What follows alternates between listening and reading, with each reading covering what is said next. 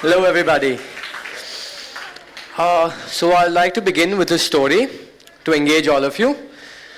Let's say there's two sailors who are caught in the very same storm.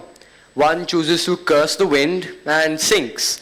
The other, however, calmly, slowly, adjusts the sail and reaches harbor. Now, the wind is the circumstance. It is indifferent to your suffering, to your plight. The sail is the ego. Your hand on the tiller, that's your control over your ego. While most people choose to curse the wind, I'm here today to show you how to adjust the sail. Now, before I continue, I'd like to make a clarification. I know that my use of the word ego can cause misunderstandings, and I don't like that. When I use the word ego, I want it to mean the conscious mind and nothing else. So, there is a biological quirk in the brain that most of us don't know about. It's known as the amygdala hijack, if I'm remembering it correctly. It dictates nearly every second of our lives, yet it goes unnoticed. It controls the involuntary reactions we have to external stimuli. Suppose you're in traffic and you get cut off by somebody. Somebody's being rude to you in a conversation, or this is my favorite because it's extremely relatable, at least personally. You're in a group chat and somebody sends a sticker with your face on it, inexplicably. So these are all minor frustrations that we all have, and our brain typically reacts in a very standard way. The heart rate spikes, the vision narrows, the ego screams, and there is an omniscient itch that devours the brain. Now, for a few seconds, we have lost control over our own biology. We don't have control over what we are reacting on or in which way we are reacting. We are being conquered over by a nervous system that hasn't updated itself in 10,000 years. Now, Stoicism is the process of reclaiming that throne. We are always in the constant deception and consistent deception that we all have control over our lives. We don't. We simply don't. In reality, we all are having a small, low-level rebellion in our lives, where our emotions are the rebels and our ego is the weak monarch. So Stoicism is the process of reclaiming that throne, and it is quite literally the conquest of the ego. Now, in this philosophy, we have two very extreme examples that are always associated with it. They lived around the same time, but their circumstances couldn't be more different from one another. The first one was Marcus Aurelius, a name some of you may be familiar with, a Roman emperor in 160 BC. So he was the wealthiest man in the world at that time. His subjects consisted of 1/5 of the global population. His empire wasn't just countries or kingdoms, it spanned across 3 continents. So it wasn't just a title, it meant total absolute power.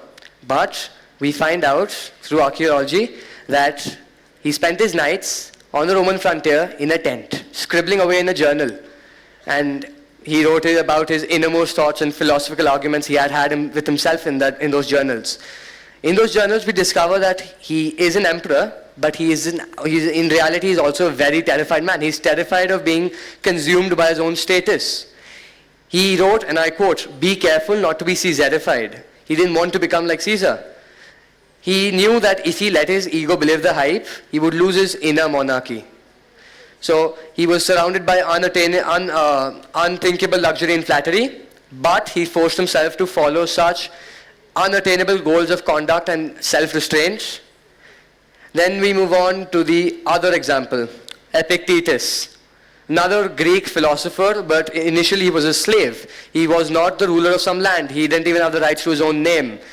He was a slave born in Hierapolis. They lived around the same time, Marcus and Epictetus.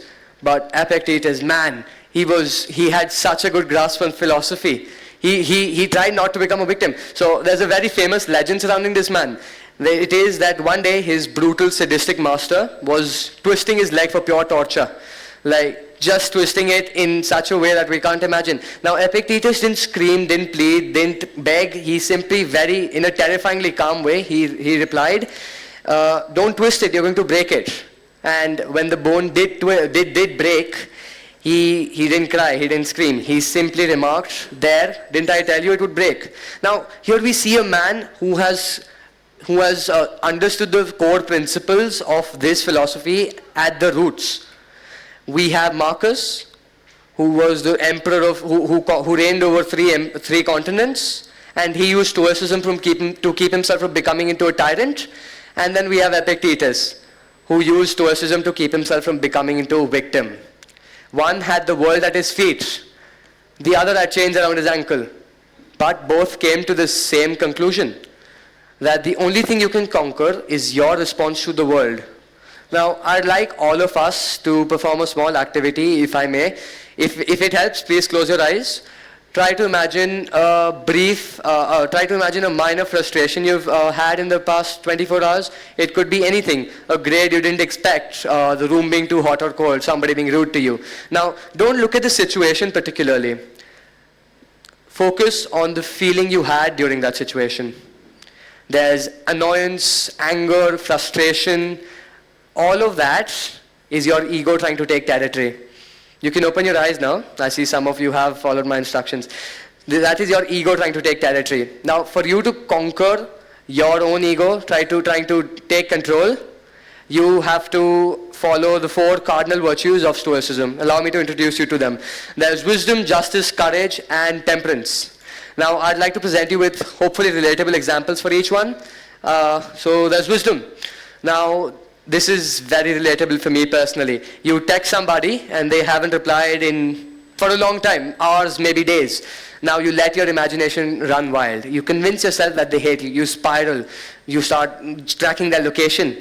But the wisdom lies in you taking a pause, taking a deep breath, learning and realizing that their silence is not your worth. Their silence is maybe them being busy. So you put your phone down and go live your life. Then we have justice. Now for justice, let us say that we have a group project that you have participated in. You have a partner, and the partner has done more work than you.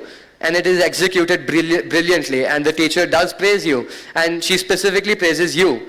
Now the ego's move here would be to bask in the unearned glory, because it likes that. It'll try to convince you that, no, I've earned this, I deserve this. But the Stoic, he would say that maybe privately or in publicly, whatever you choose, you tell the teacher that, no, ma'am, I haven't done all the work in here. It's more of my partner's contribution. I have worked, but to a certain extent. I don't deserve all the praise.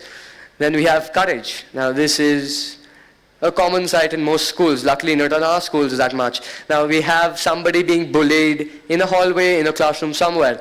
Now most people will try to ignore that, try to avoid that, to avoid becoming the next target. They will move by. They won't really bat an eye.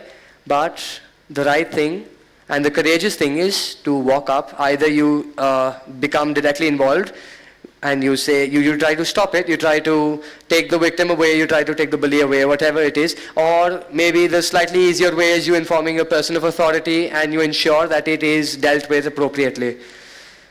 The last virtue we have, temperance. Now this is something many of us may relate to. It is that it's 11 p.m. You have school, college, whatever. You've got to attend. You've got to wake up at 7 a.m. next morning. And you are on Instagram. You are scrolling away. You lie to yourself. You say, one more video 20 times. Now, not the wisdom. Now, what you really need to understand here is that you should, do you have the freedom to continue watching?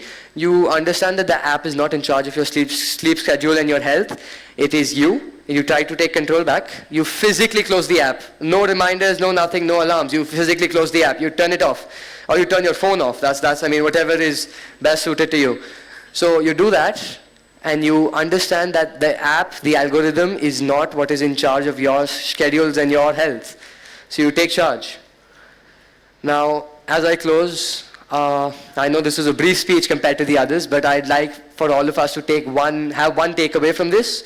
And that is that anything in the world, nothing in the world is in our hands. We don't have control over any external factors or stimuli. We merely have control over our response to them. And I'd like to quote Plato, as he said, self-conquest is the greatest of all victories. I think that about sums my speech up. Thank you.